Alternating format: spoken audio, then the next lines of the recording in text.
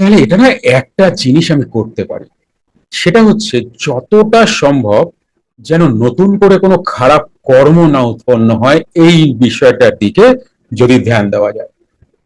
এই কারণে তারা স্টপ হয়ে যান বিষয়টাতে। ফ্রি মেডিটেশন ক্লাস প্রতি রবিবার রাত ৮টা থেকে ৯টা অবধি জুম অনলাইনে। এবার আরেকটু অগ্রসর হলে যদি উনি কোনো নাম মন্ত্র পাচ্ছেন, তাহলে কোনো গুরুর আশ্রয় নিতে হচ্ছে।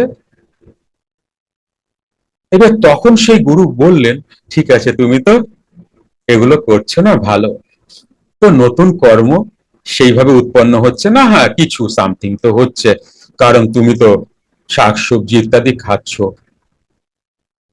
এটাও তো প্রাণ। তুমি না নাম জপ করো, বোঝা যাচ্ছে?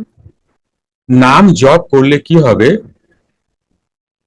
তোমার প্রিভিয়াস তুমি তো কিছু ওইভাবে খাচ্ছ না, তাহলে তোমার নতুন সেই অর্থে তেমন কোনো খারাপ কর্ম তোমার উৎপন্ন হচ্ছে না।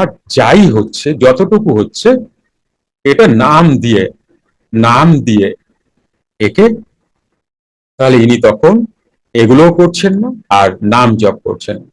যারা কোনো গুরুর আশ্রিত নয় তারা এগুলোকে স্টপ করে দিয়েছেন, কিন্তু আর কিছু নয়। তাহলে একটা জায়গায় তো স্টপ হলো। এইবার যারা ভজন করছেন তারা দুদিকেই করছেন, এক হচ্ছে নতুন তেমন কোনো কর্ম। এইবার এরই হচ্ছেন ভজন মার্গে।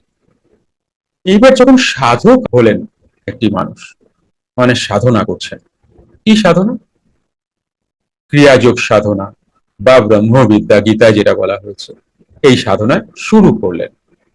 এবার ইনি তো আরো বুদ্ধিমান, এনার বিবেচনা শক্তি অনেক বেশি।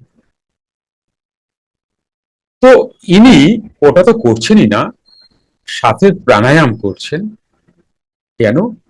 কারণ প্রাণায়াম করলে জানা অজানা সমস্ত পাপ নষ্ট হয়, আর নতুন কর্ম সেই অর্থে উৎপন্ন হয় না, প্রিভিয়াস কর্ম নষ্ট হয়।